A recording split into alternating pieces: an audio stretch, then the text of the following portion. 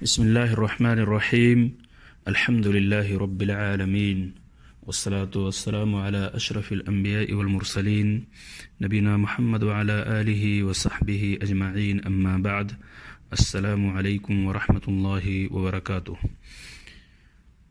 سامعین کرام، اربعین نوویہ کی 41ویں حدیث، اس کا ترجمہ اور اس حدیث سے مستنبط فوائد و احکام بالاختصار پیش کیے جا رہے ہیں۔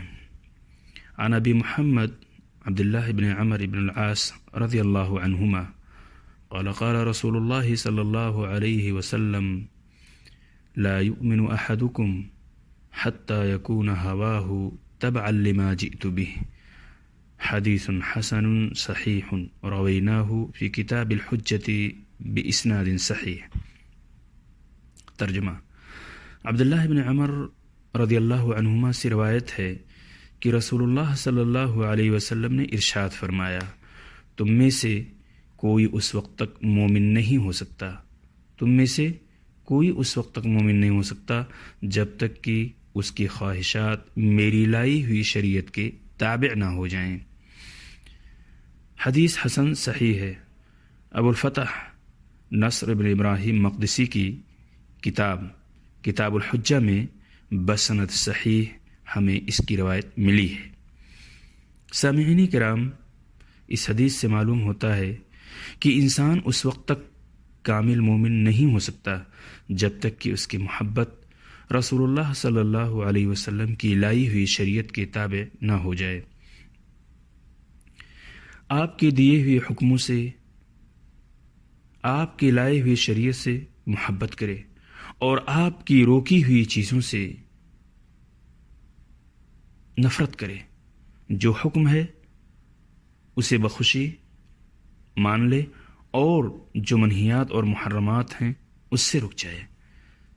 جن لوگوں کی محبت اور خواہش رسول اللہ صلی اللہ علیہ وسلم کی لائی ہوئی شریعت کے تابع نہیں ہے، وہ کئی طرح کے لوگ ہیں۔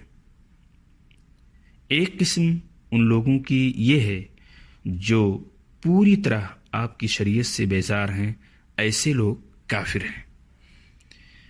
ایک دوسری قسم انہی لوگوں میں سے یہ ہے کہ جو اپنے دل سے بیزار ہیں لیکن زبان و ادا سے اقرار کرتے ہیں، ایسے لوگوں کو منافق کہا جاتا ہے۔ تیسری قسم ان لوگوں کی یہ ہے کہ جو کبھی اپنی خواہش پہ چلتے ہیں اور کبھی شریعت پہ، حکموں کے اتباع میں کچھ کوتاہی کرتے ہیں اور بعض حرام کام کے مرتکب ہوتے ہیں، ایسے لوگ مومن فاسق ہیں۔ اپنے ایمان و اتباع کی بنیاد پر مومن ہیں اور اپنی مخالفت اور معصیت اور گناہ کی بنا پر فاسق ہیں۔ سامعین کرام، حدیث میں خواہشات نفس کی مذمت وارد ہوئی ہے، خصوصاً جب وہ شریعت کے خلاف ہوں، اور واقعہ یہ ہے کہ تمام بدعات و خرافات اور تمام نافرمانیوں کی جڑ یہی ہے کہ لوگ خواہشات نفس کو کتاب و سنت پر مقدم کرتے ہیں، اور یہ بہت بڑا جرم ہے۔ سامعین کرام، امید ہے کہ آپ نے اس حدیث سے استفادہ کیا ہوگا اور آپ اپنی زندگی میں اسے اپنانے کی کوشش کریں گے۔ السلام علیکم ورحمۃ اللہ وبرکاتہ۔